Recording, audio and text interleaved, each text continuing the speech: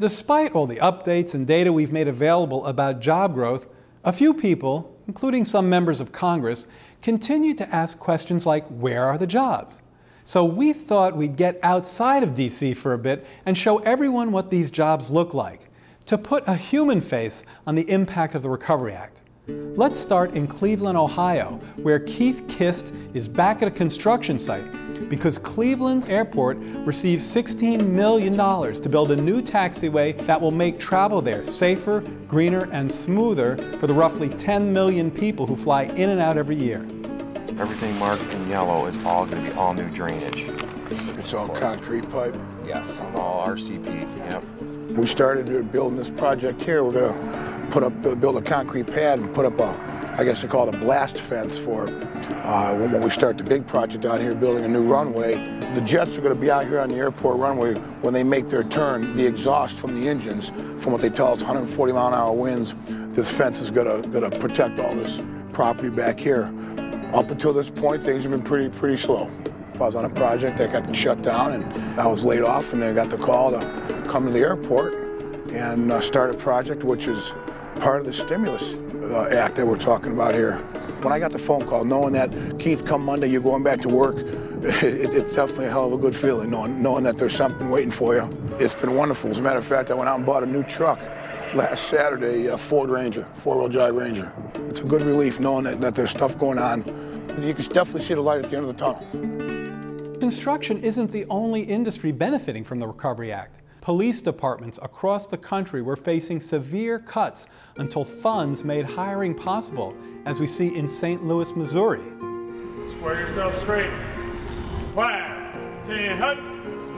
Earlier this year, the St. Louis Police Department had to make some very difficult decisions. We were faced with a loss of 100 officers on our police department. Originally, we applied at the academy, got accepted. I was told that the class was going to start, I believe, May 4th. That class got canceled within like a week or two before it was supposed to start. So by then I had already bought a house and moved to St. Louis. From July 27th to July 28th, things changed, and we received notice that we were going to receive $8.67 million for 50 officers for a 3-year period. What that meant is those officers who had received a call saying that they were not going to be able to attend the police academy would now start the academy again. We received our letter saying the class was going to start October 26th, and like I said, I gave my 2 weeks notice, and here I am today. Thank you for wanting to be a part of the Metropolitan Police Department, and I wish you the best of luck. Thank you.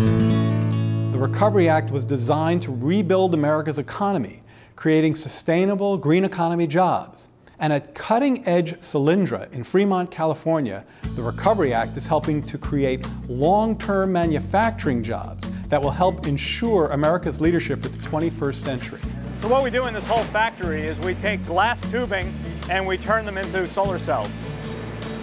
In the middle of last year, 2008, it appeared that we would have opportunity to ramp our factory for the last company I was working for up. Due to the downturn in the economy, we had to close the plant at the beginning of this year. Knowing that now I need to find a new job, recreate myself, also find an opportunity where I could create opportunity for those that work for me was pretty concerning. Because we got the funding, we'll be ramping from our current head count up to almost 2,000 people over the next few years. So the Recovery Act has given me the opportunity to continue to have a job here in the Bay Area. My wife is from the Bay Area. We really wanted to remain here. Right now, Fab 2 is being built, and there's already over 1,000 people working on building that factory. And the Recovery Act bringing in funds for Solyndra to be able to expand right here in our home area meant a lot to me. One thing you may not realize is how important Recovery Act funds were for America's teachers. States across the country suffering from budget cuts have utilized stabilization funding to keep teachers on the job. I come in here every day and I see these faces and I see the kids as they grow, and the 6th graders turn to 7th graders and the 7th graders turn to 8th graders, and they run across the cafeteria to say hello to you. They run down the hallway to say hello to you. You have impacted so many lives here. That's why I come back here every day. Somebody tell me, what's that graph representing, Alex? Well, this spring our principal pulled us together for a meeting. All the teachers were on annual contracts. He said that he wasn't sure what was going to happen, whether we'd have positions here at Jackson or not. And he suggested very slyly that anybody who was really worried should start looking for somewhere else right away. When I left the meeting, I was between a rock and a hard place. I wanted to stay at Jackson, and yet I wanted to tell my wife I'd have a job. Clearly, we were in a no man's land when no one knew what was going to happen or when. But thankfully, the stimulus package came through with the resources that we needed to keep our 16 teachers here at Jackson. Get a highlighter and set up your paper for annotations. So it was a tumultuous year, as it is every year when economics are down and we're trying to stay in our jobs. But like I say, we're all back and we're ready to go and we're back here teaching again. And then there is Andrea Castro, who is tackling water development projects in Reno, Nevada, thanks to the Recovery Act's commitment to small businesses. Andrea's company, Huffman & Carpenter, hired her after receiving a $400,000 Recovery Act-backed small business loan. As an environmental scientist and also with an engineering background, I try to bridge the gap between the science and the computer programming. What our company does as consulting scientists is that we prepare these reports so that projects, whether it's renewable energy and you need a transmission corridor, or whether you're building a shopping mall, or whether you're doing housing, you're going to have an impact on the land. And that impact has to be addressed so that both pre and post project, that impact doesn't harm the environment.